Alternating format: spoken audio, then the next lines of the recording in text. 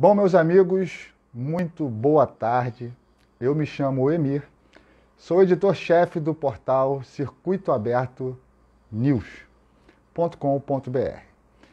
E hoje nós vamos estar inaugurando a nossa sequência de lives.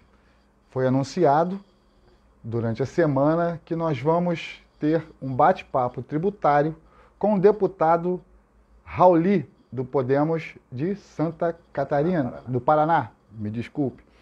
O deputado Rauli é um dos deputados que fizeram a reforma tributária que está em curso agora na Câmara dos Deputados, e essa reforma tributária vai definir o futuro do nosso país.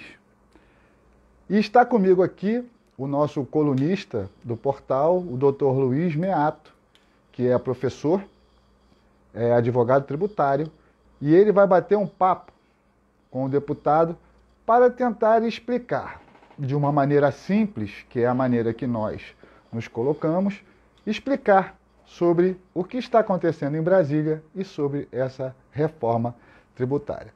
A live está marcada para as 14 horas, são 13 horas e 56 minutos.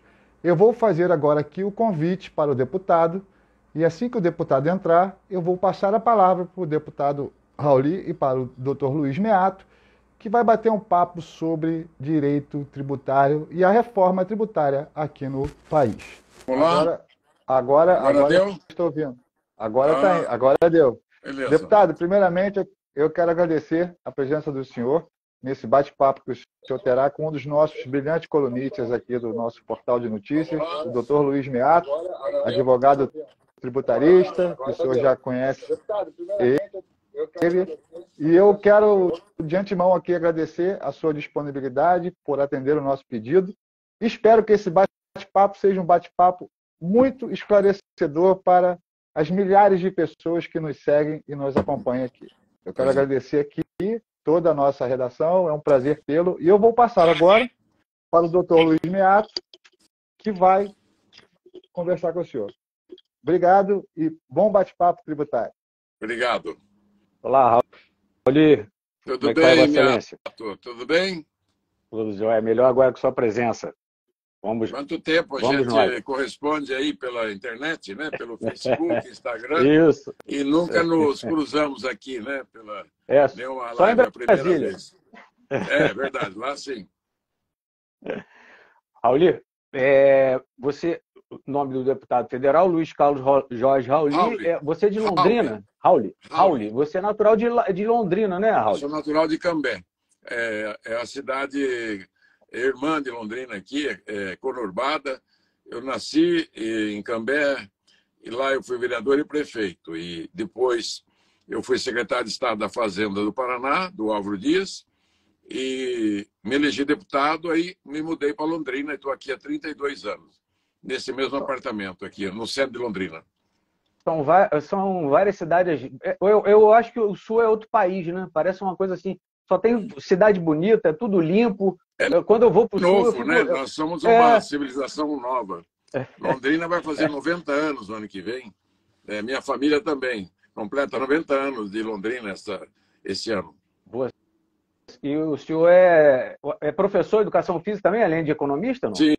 Primeira profissão de amor é a educação física, o basquete, o atletismo, o handebol, que eu dei aula e pratiquei muito, né? O basquete até hoje eu pratico, só estou aí há 3, 4 meses de molho por causa do joelho, mas eu faço parte dos veteranos de basquete aqui de Londrina, do Paraná e do Brasil. A gente procura manter essa atividade esportiva ao lado da atividade familiar, né? Do compromisso de família e da atividade política, né? E empresarial também. A fisioterapia mais cedo foi do joelho, então? Hoje faço toda sexta-feira, é para fazer segunda e sexta, mas toda segunda eu estou viajando e volto quinta à noite, tem ficado prejudicado. Mas eu procuro, lá no hotel que eu fico em Brasília, tem água, né? Tem uma piscina de 25 metros por 2,5 metros de largura, com temperatura quente, então eu faço bastante exercício de perna, né? Por causa do joelho, né? Para não ter muito impacto. Show de bola. Raul, você foi deputado federal por quantas vezes? Este é o 8º mandato. Eu perdi a Oitavo eleição mandato. passada, de 2018, né? Não me Sim. reelegi, fiquei fora 4 anos e 4 meses e voltei agora 2 meses na vaga do Dr. Deltan Dallagnol. E sua pergunta é relevante, porque eu gostaria de saber se o senhor, não me lembro, mas o senhor participou da Constituinte, Não, não? eu era secretário da Fazenda do Paraná, do governo Álvaro Dias, e tivemos uma grande influência na Constituição em defesa dos estados e dos municípios. Foi ali que nós demos uma mordida grande na paleta do leão, que era gordo e viçoso, né? A Receita Federal, né? E os estados, naquela época, nós reclamávamos muito da falta de recurso, né? Era muita transferência. E nós conseguimos aumentar a participação do imposto de renda e do IPI de 32% que os estados e municípios tinham para 47% do imposto de renda e 57% do IPI. E conseguimos também, do Constituinte de 87 e 88, tirar da União os 5 impostos únicos, né? O Imposto Único de Energia Elétrica, de Combustível, Telecomunicações, Transporte e Minerais, que esses tributos eram monofásicos, passaram a ser base tributária do ICMS também. E hoje são as blue chips, né? O energia, telecomunicação e combustível são os que mais arrecadam, né, no ICMS dos estados. Aí, quando eu escrevo, eu gosto de saber o nascedouro, né? De onde vieram todo o arcabouço inicial. Como é que você chegou no Simples? Você assim estava andando lá na cidade de Cambé ou lá em Londrina? Pô, eu vou exercer o artigo 170, inciso 9 da Constituição, que é o tratamento diferenciado para microempresa. Eu vou regulamentar. Como é que veio essa ideia? Isso é importantíssimo, tá? Começou quando o prefeito de Cambé, em 83, eu assumi numa brutal crise econômica nacional, que era o governo Figueiredo, que foi o último do governo militar, e o Delfim era ministro, e essa crise econômica que tinha começado em 1981, em 2 e 3, derrubou o PIB brasileiro em 8,7%. Muito próximo do que aconteceu com a Dilma, né? Que em 3 anos derrubou o PIB em 8,5%.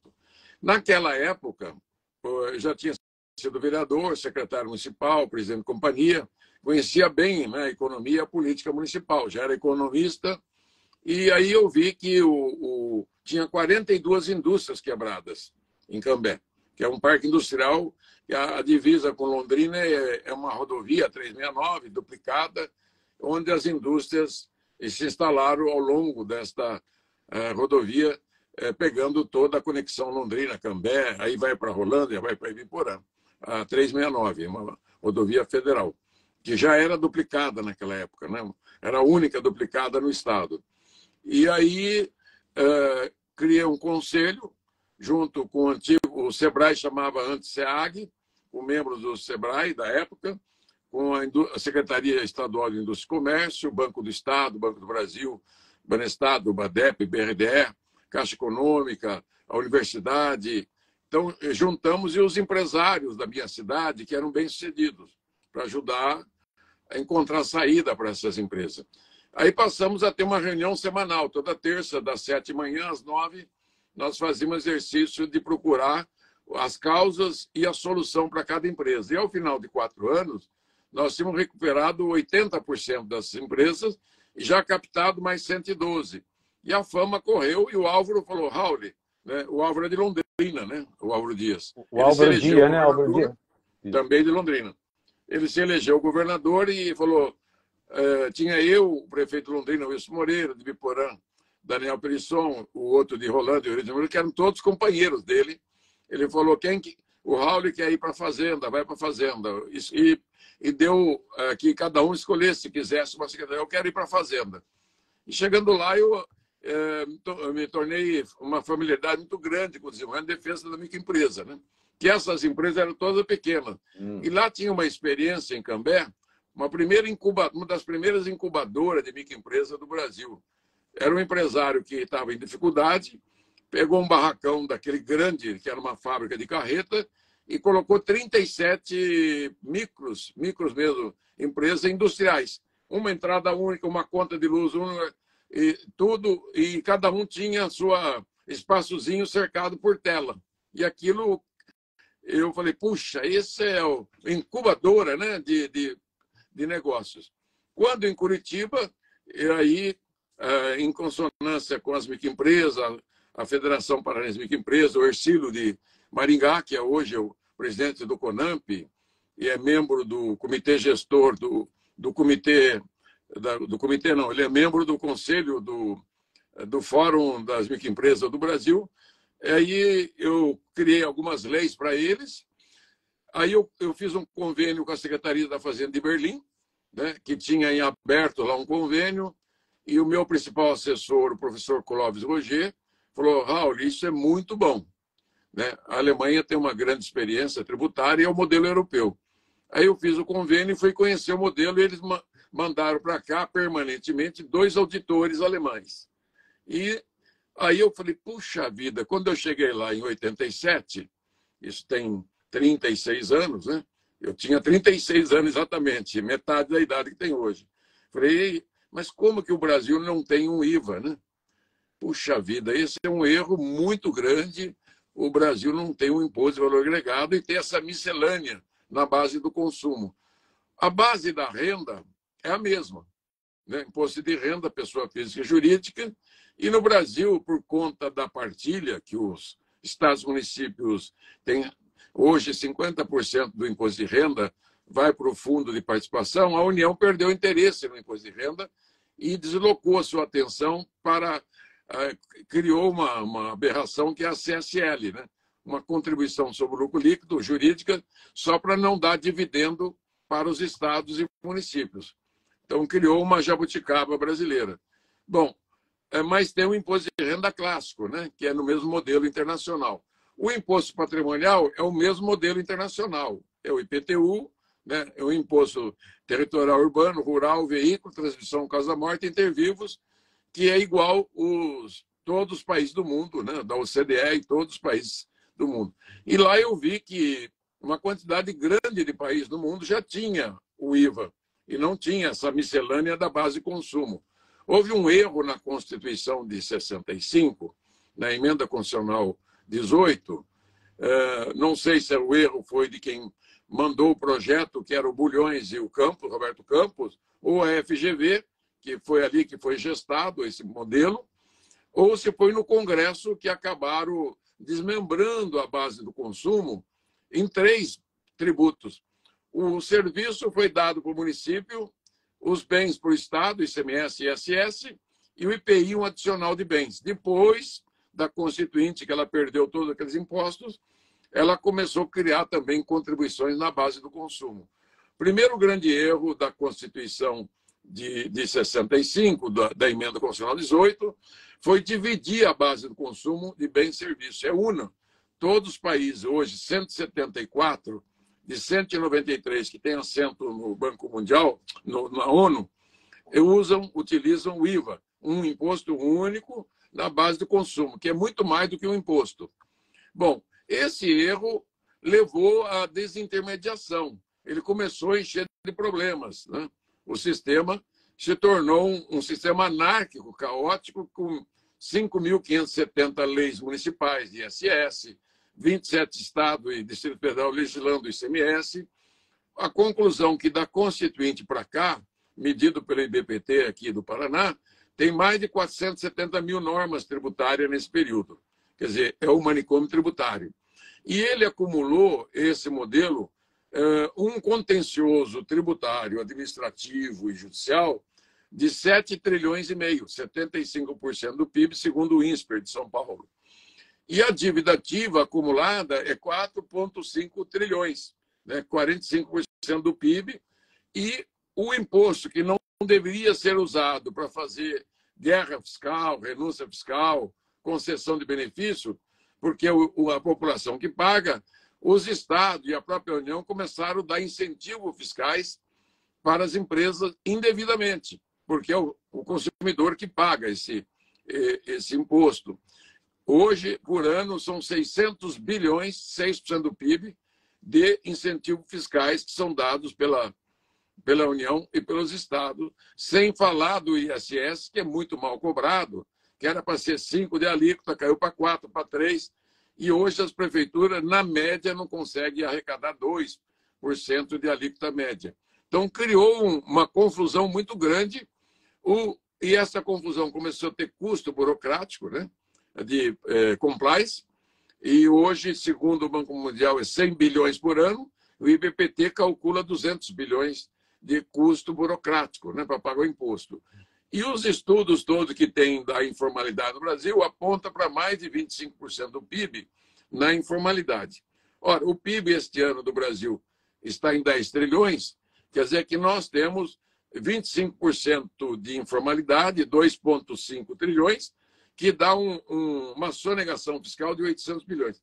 A soma de todas essas iniquidades, elas somadas destruíram a economia do mercado brasileiro. Acabou com a economia de mercado capitalista liberal. O Brasil não tem um capitalismo normal, é totalmente anormal, onde os que mais podem choram menos, se aproveitam, né, de benefícios e benesses fiscais, né, acabam com a concorrência, né, acaba com a transparência, que ninguém sabe. Uma alíquota hoje de 18% não é 18%, é 18 por dentro, dá 22%. Né? Uma alíquota de energia de 25% é 33%. Então, aqui no Rio é para cima. O fato é que hoje, começando pelo IVA, que vai ser implantado na base do consumo, porque não foi feito quase nada no patrimônio e na renda, a não ser comandos constitucionais de aperfeiçoamento da legislação, o IVA que vai substituir o ISS, o ICMS, o IPI, o PIS, o COFINS, são 5 tributos que representam 40% da arrecadação brasileira. Uma arrecadação média, que eu gosto de fazer na média, arrecadação de 33% do PIB, num PIB de 10 trilhões, nós temos 3,3 trilhões de impostos, contribuições arrecadadas da União, Estados e Municípios por ano.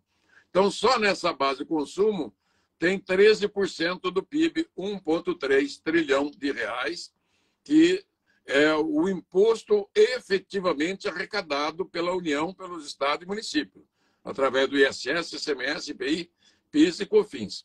Bom, só que nesse 1,3 trilhão, custa para o consumidor mais 650 bilhões, ou seja, 350 bilhões de renúncias fiscais que são dadas para as empresas, você dá o incentivo, ela não tira do preço, né? Ela continua cobrando do consumidor, 100 bilhões de custo burocrático e 200 bilhões de inadimplência. Isso dá 650 bilhões de reais, que é cobrado junto com o imposto arrecadado. Só que a empresa não repassa esse valor para a União, estados e municípios. Ela fica embutida no preço e não se transforma em arrecadação. Então, esse valor não é calculado pela academia, porque eles só calculam efetivamente arrecadado, o potencial, etc. Fora. O PIB não sonegado é por fora.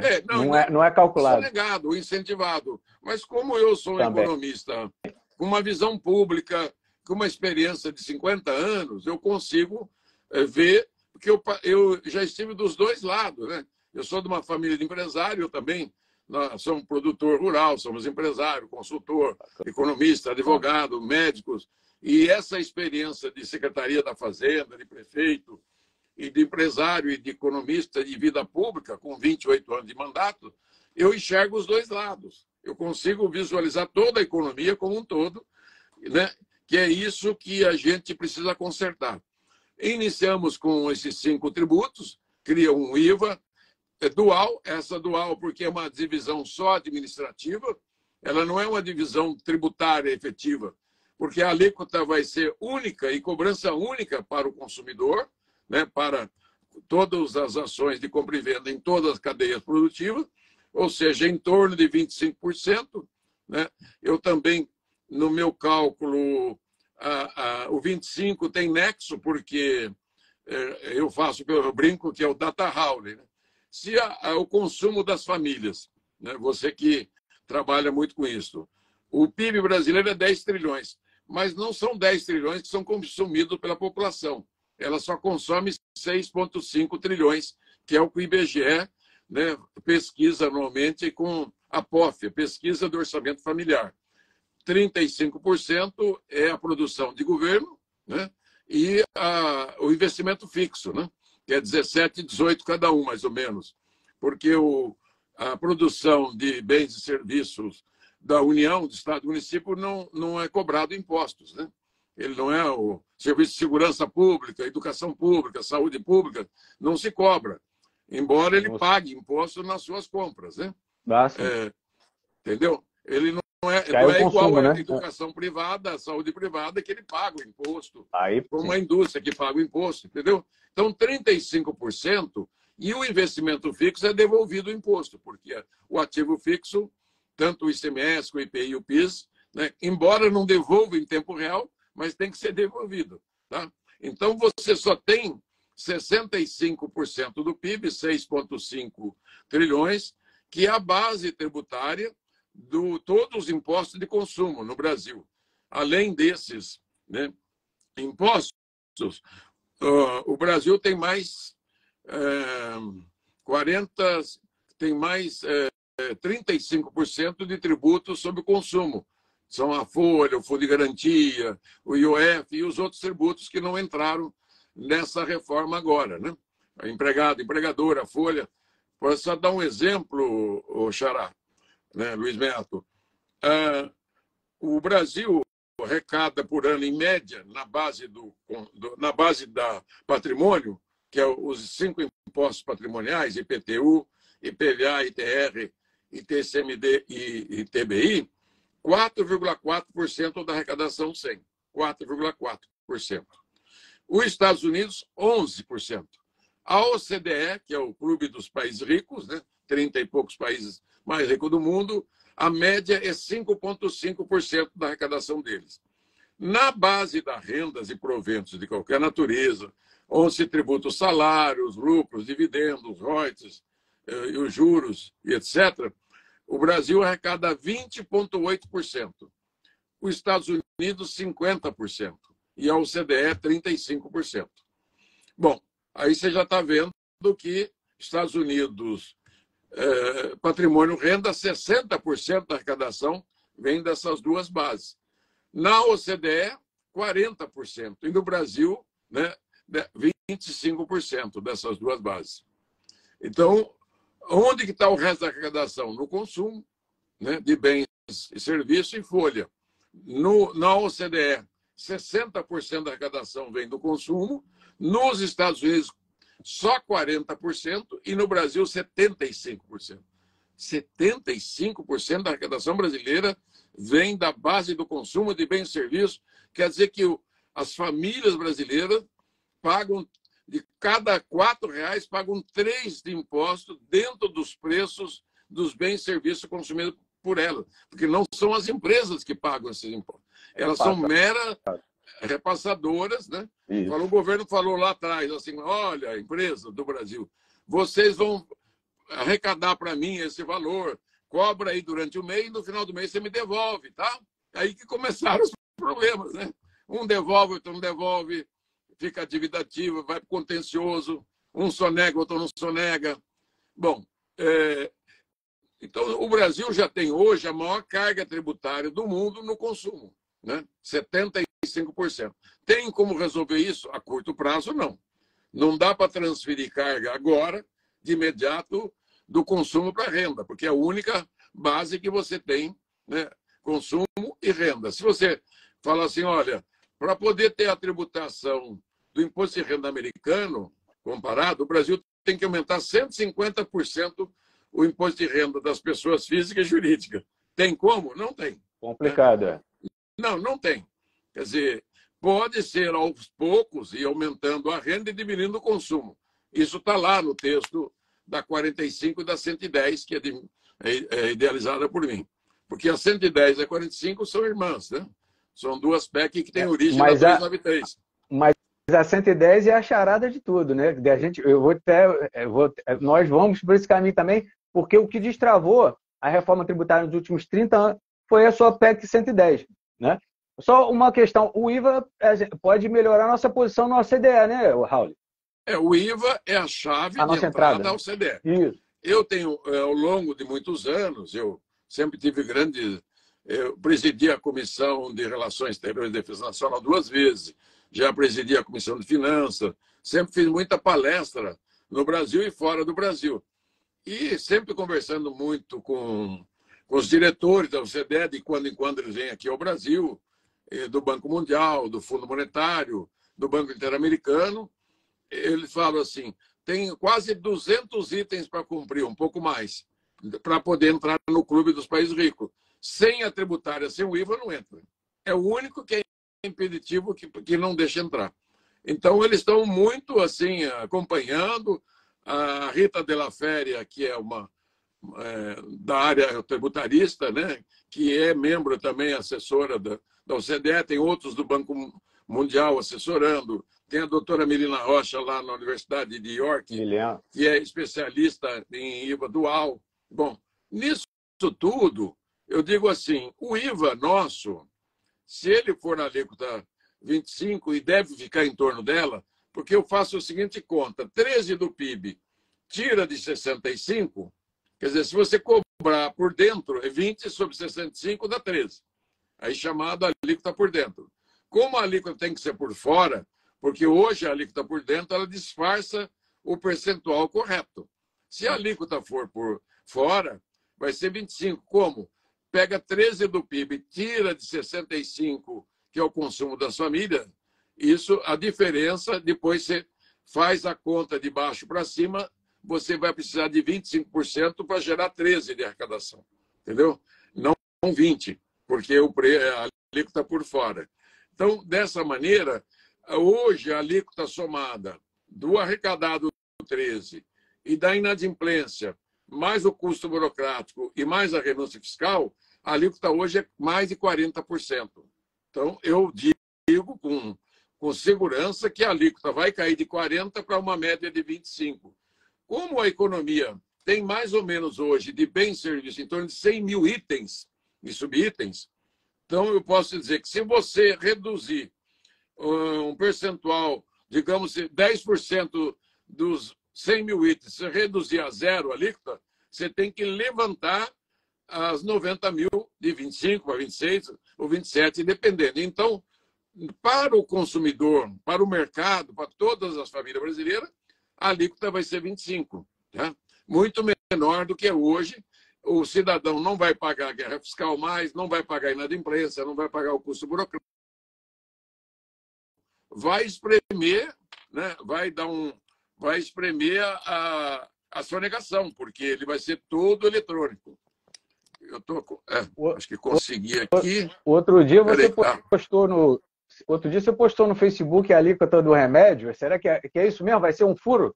Qual vai ser a alíquota do remédio? Eu acho que a alimentação deve ficar perto de zero, né? Aquela coisa assim. Mas eu acho que outro dia você colocou um furo bom aí da alíquota do remédio. É isso mesmo? Aqui tem do Instagram, tem um...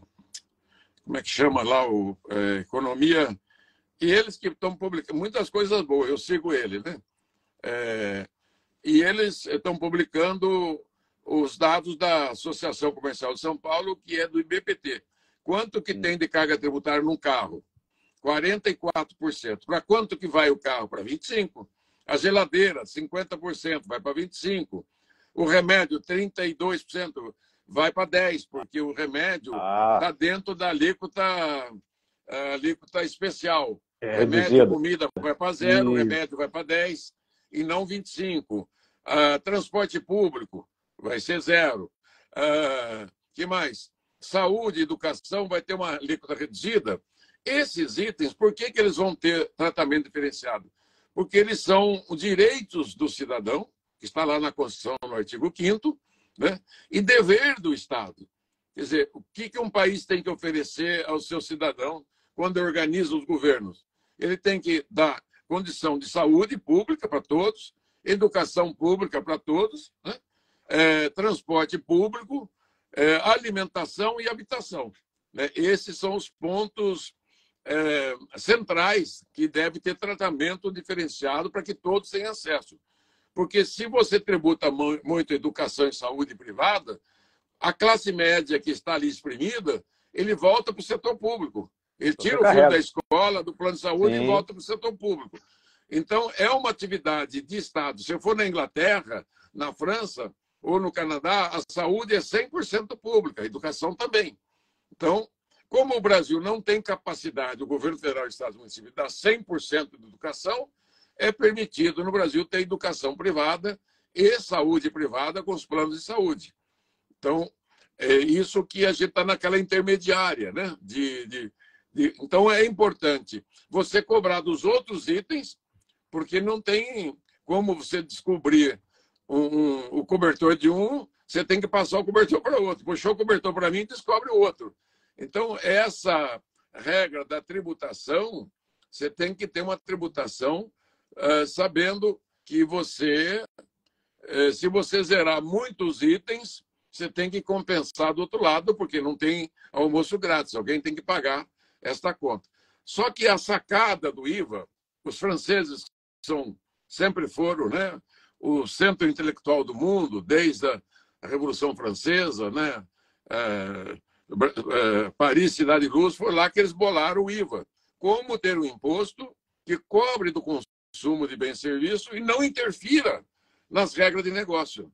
Então, como não interferir na regra de negócio? Porque o IVA, nos contratos desses hoje são 174 países que usam IVA no mundo, dos 193, os contratos de compra e venda, indústria, produção rural, produtor industrial, produtor transportador, atacadista, prestador de serviço, varejista, nos contratos o imposto é cobrado por fora e não entra no negócio. Fala, meu preço é esse, mas sem o imposto. Mas como destacado, é possível? Né? É destacado. Destacado. E isso vai se materializar no Brasil mais do que em outros países, porque há 6 anos eu tive a honra de conhecer um engenheiro do ITA, que é dono de uma grande empresa de software, o Dr. Miguel Boab, que você tem acompanhado, né, nas lives, em tudo. O que ele falou alguns anos atrás? Ele me procurou, junto com amigos comuns, né, senadores lá de Santa Catarina, que ele tem uma grande empresa em Joinville. Ele falou, Raul, eu tenho o complemento da tua reforma. Você quer simplificar e quer acabar com a inadimplência, quer acabar com o custo burocrático, quer acabar com a sonegação. Eu, que trabalho há mais de 40 anos nessa área de abastecimento de supermercado, o software dele gerencia o abastecimento de 80% do supermercado do Brasil, o estoque, né? Ele faz um controle pela nota fiscal. Nota fiscal. Caminhão a caminhão, navio a navio, né? Supermercado a supermercado, gôndola a gôndola, produto a produto. Ele dá em tempo real para a indústria, para o atacadista, para o varejista e para o supermercadista o que ele tem que comprar, o que tem que vender. Então ele falou, olha, o Brasil tem o mais robusto sistema de nota fiscal eletrônica do mundo. Agora que a Europa está começando a implantar a nota fiscal eletrônica, nós já temos há mais de 20 anos. E é tecnologia mesmo, né, a nota fiscal. Só que a nota fiscal não conversa com o boleto de pagamento da compra. Você tira uma nota fiscal de R$1.000 e o consumidor paga 2.000 e o fisco não sabe porque ele não cruza a nota com o boleto de pagamento.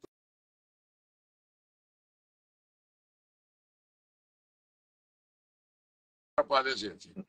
Então, ele fala assim, o Brasil tem o mais robusto e moderno sistema bancário do mundo.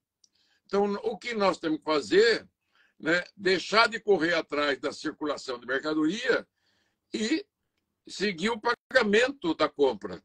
Né? Você não precisa fazer o recebimento no ato da compra e mudar o critério de crédito escritural para crédito financeiro. Falei, puxa, mas isso é demais de bom, né? Eu falei para ele. Isso, eu já na hora saquei e falei, isso é a sacada do século, né? Por quê? Quando você, no modelo de hoje, o débito e crédito, você tem que tirar nota de entrada em livro, nota de saída em livro, chega no final do mês, reúne o contador, o advogado, o dono da empresa, para ver quanto que ele vai pagar de imposto na primeira ou segunda semana do mês seguinte. Sempre é dia 10, 12 que você paga o imposto que você recebeu. A empresa compra todo mês, fica com crédito. Ela vende o mês inteiro, ele fica com dinheirinho no caixa, né? De um lado, ele tem a receber, do outro lado, ele tem a pagar. E no final do mês, ele faz o pagamento do DARF, da GR, do boleto do imposto dele. Ele falou, essa etapa pode ser eliminada pela tecnologia 5.0, que já tem disponível. Ou você passa o cartão de crédito, na hora já entra na tua conta. Você passou um Pix, já está na hora na tua conta bancária. Eu uso muito táxi, né? E pago com Pix sempre, porque às vezes você tem R$50, a corrida é de 15, você paga com Pix, na hora o taxista, ó, já recebi aqui. Né? Você vai no Pix, o recebe TED... um aviso do banco, né? Recebe um aviso do banco, ó, avisa. O taxista recebe um aviso. E eu também recebo, acabo de fazer, eu recebo da minha conta que eu fiz esse pagamento. Então, a tecnologia está muito evoluída para isso. Então, o débito e crédito, o modelo Abuab, acaba com o ato escritural, que é o maior custo que você tem hoje. Eu expliquei para os contabilistas na semana passada, em Curitiba, na segunda-feira, do Conselho Federal de Contabilidade e a entidade nacional deles. E eles compreenderam bem. Eu falei, olha, o que vocês fazem hoje na contabilidade do Brasil não é contabilidade, vocês são estafetas, empregados do governo federal e estado do município correndo atrás de papel. Né? Declara, obrigações acessórias, esquece, leve multa. Então, o contabilista deixou de fazer o papel central da contabilidade, que é orientar a empresa. Né? O estoque, a rotação de estoque, o custo do estoque, o custo variável, o custo fixo, margem de lucro, formação de preço da empresa. Esse é o papel do contabilista. Então, vocês ficam cegados. Primeiro que vocês têm toda essa pendência para resolver e depois vocês também vão continuar ganhando dinheiro com menos despesas. Né?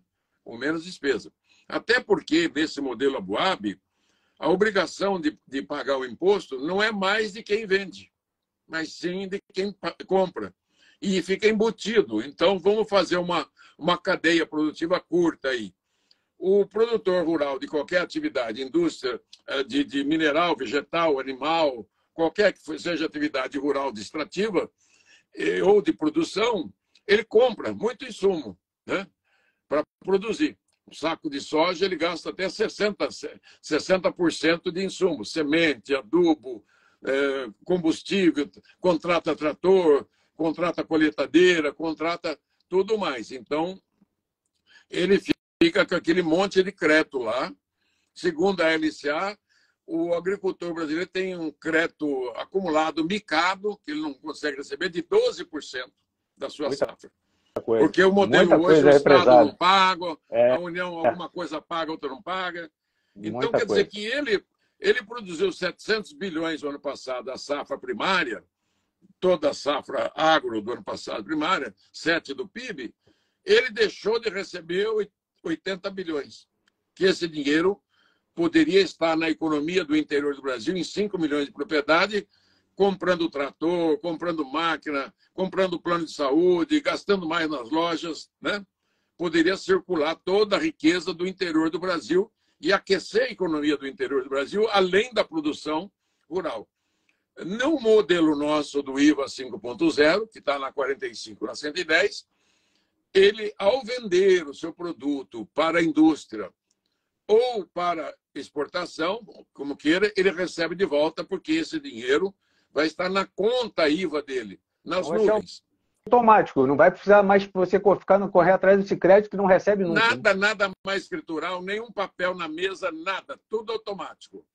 E, é assim, tem 5 milhões de proprietários rurais no Brasil. Então, 7 milhões de microempresas, 1 milhão de empresas no lucro real, no lucro presumido, e 15 milhões de mês. Não dá 30 milhões. O sistema bancário brasileiro, eu li aí um mês atrás, tem 1 bilhão de contas bancárias. Esse 1 bilhão de contas bancárias, tem gente que tem 10, 20 contas, né? Empresa tem 50, 100 contas.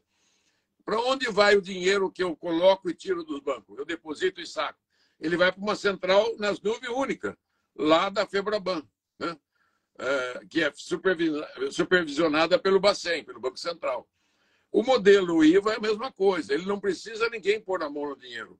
Nem o contador para declarar e nem para recolher o empresário, nem o fisco municipal, estadual e federal precisa pôr a mão no dinheiro para compensar os créditos. Então, o crédito vai entrar líquido, assim como é a conta bancária.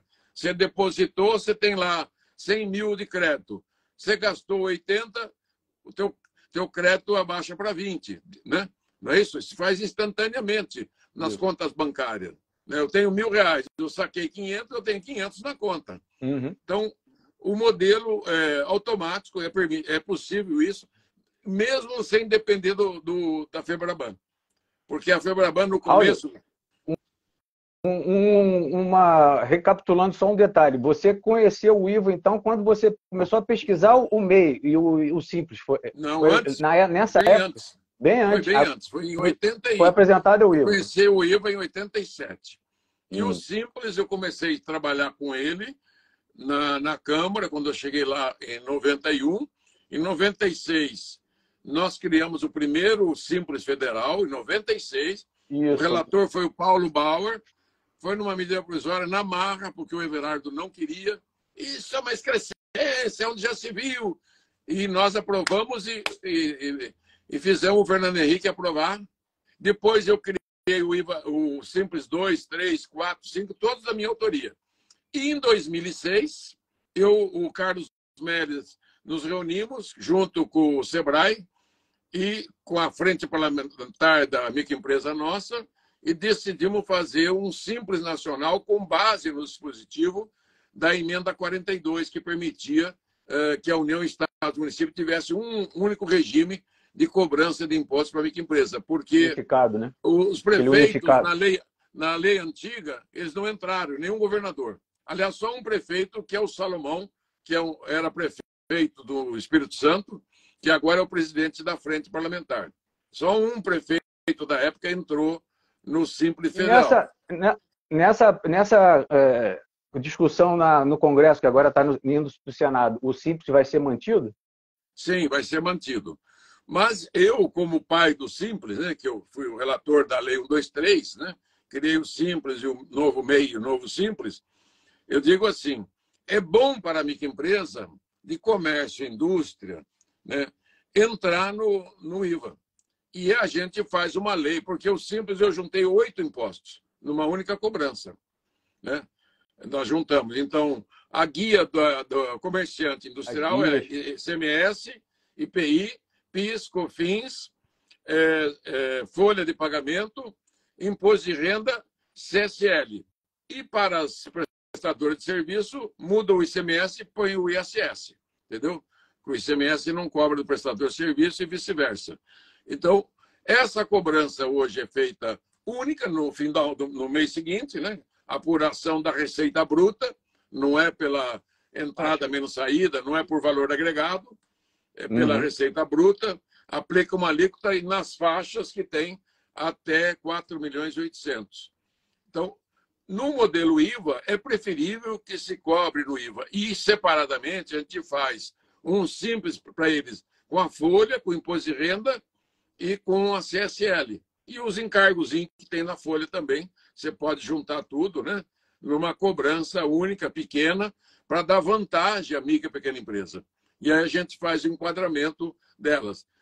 Agora, ficou optativo. Se ele quiser entrar no IVA, entra, senão ele pode ficar no modelo atual, que eu estou pensando para eles, como empresário, filho de empresário. É melhor para a microempresa, esquece o IVA. Deixa lá que pague automaticamente, né? E quando você chegou, em 2006, já com Super Simples, né? Já a época do Super Simples.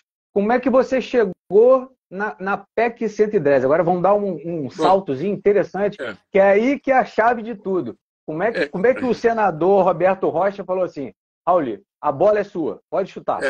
Então, em 87 eu conheci o IVA. Em 90 me elegi deputado, assumi em 91. Eu já cheguei apresentando PEC de reforma tributária para criar o IVA. Então, a minha primeira PEC, a 48 de 91, criava o IVA. O governo federal da época, que foi no Itamar, depois nós caçamos o Collor, em 93, essa PEC virou a emenda 3. Né? Aí eu reapresentei outra PEC, aí veio a comissão do Fernando Henrique Germano Rigoto, presidente, Mossadema, relator. Depois veio o outro governo, o Virgílio Guimarães, o Sandro Mabel, depois o André Figueiredo. E em 2016 eu me tornei relator, porque o André virou ministro, e eu virei relator da 293. Não tinha nome, era um grupo especial de estudos da Câmara. E eu fui o relator desse grupo, terminei, montei a proposta e criei a comissão especial, né, com o presidente da Câmara, criamos a comissão especial em 2018 e aprovei a 293, por unanimidade, com todos os partidos. Eu havia convencido todos os partidos. A 293 virou a PEC 110, é isso? Então, em 18 eu não me elegi para 19, mesmo ter sido considerado em 17 o melhor deputado federal do Brasil pelo ranking dos políticos, e ser o único cabeça do Congresso desde o começo, não me elegi em 2018, que elegeu o Bolsonaro e não me elegi. Porque aí, em 19, o Rodrigo Maia bancou a 45, que foi desmembrado. Era uma emenda da 293. Que eu tinha falado com o Cecife, com Agora entendi. Com o Bernardo Api, o Eurico e o Nelson Machado, que é do Cecife, falou: olha, põe uma emenda de vocês na minha PEC 293, porque lá na hora de votar no plenário pode precisar de algum artigo técnico e vocês têm. A PEC deles é muito técnica, e a minha já era técnica e amaciada, né? Pronta para votar. Mas o Rodrigo não quis bancar a minha PEC, eu não me elegi, ele simplesmente me ignorou. Eu peguei debaixo do braço, levei para o senador Álvaro Dias, reuni o colégio de líderes do Senado, o Davi Alcolumbre, que era presidente do Senado. No mesmo dia, ele coletou 66 assinaturas, 80% do Senado, e deu entrada com uma 110. E o Roberto Rocha, que é da CCJ, foi designado relator. Eu fiquei dando consultoria voluntária lá para ele e comecei a trabalhar profissionalmente como consultor. Né? Ali eu toquei fogo, comecei a deixar acesa a chama, comecei a dar entrevista, fazer palestra. Já estou em 500 palestras hoje, de lá para cá. Não, essa época foi 2018 ou já 2019? 2019, né? 20, 21, 19, isso foi 19. Abril, maio 19, junho 19. Porque... Aí veio a pandemia, parou tudo, né? Veio a pandemia, parou tudo. Mas aí que tá. Para quem está nos ouvindo e vendo pelo Instagram, essa foi a sacada dos últimos 30 anos. Por quê? Por causa do IVA dual. Na sua, você conseguiu mitigar a resistência dos estados e municípios. Então, essa grande sacada... Por isso que eu fiz a pergunta por tantos anos assim, porque até como escritor, né? Eu venho escrevendo desde lá de... Olha, o pessoal é meio resistente aqui. Quem está barreirando isso tudo? Estado e município. Quando com a sua, eu não entendi por que o Rodrigo insistiu na 45. Ficou nessa né? Eu não entendi. O protagonismo ele deu para o Baleia Rossi.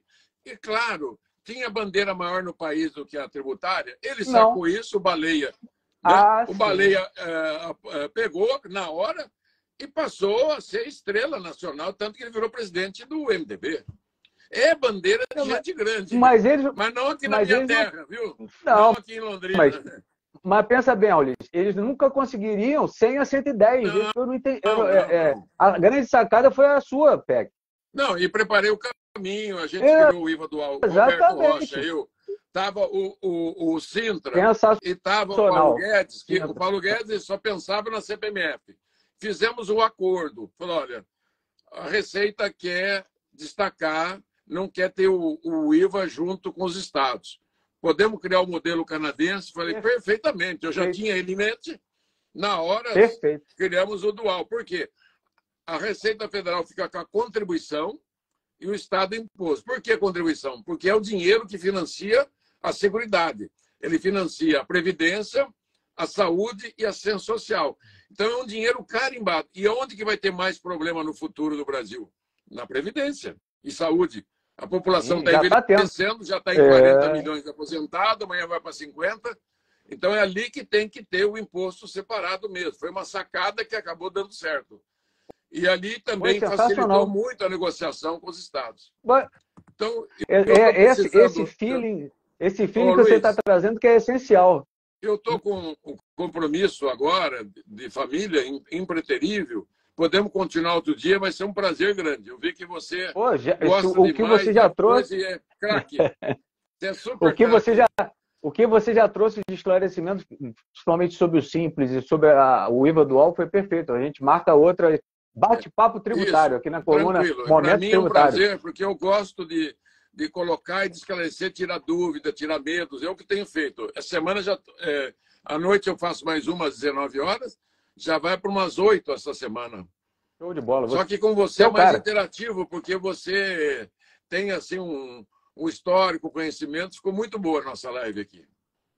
Show de bola. Muito obrigado. Fica com Deus, né? Sempre um com abraço, Deus. Cara. Foco, Amém. força e fé que vai dar tudo certo. Obrigadão, querido. Amém. Tchau, tchau. Tudo de bom.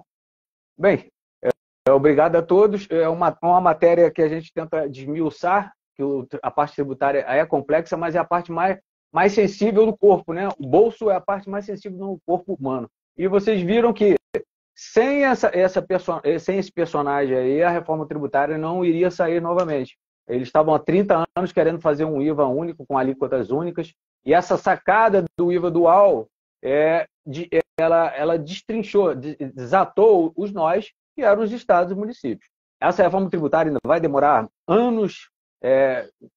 Para você jogar tudo para o consumo, eles estão prevendo até 50 anos. Com calma, vamos ver como é que vão ser as alíquotas, as limitações que o Senado vai fazer no Congresso. E até a próxima.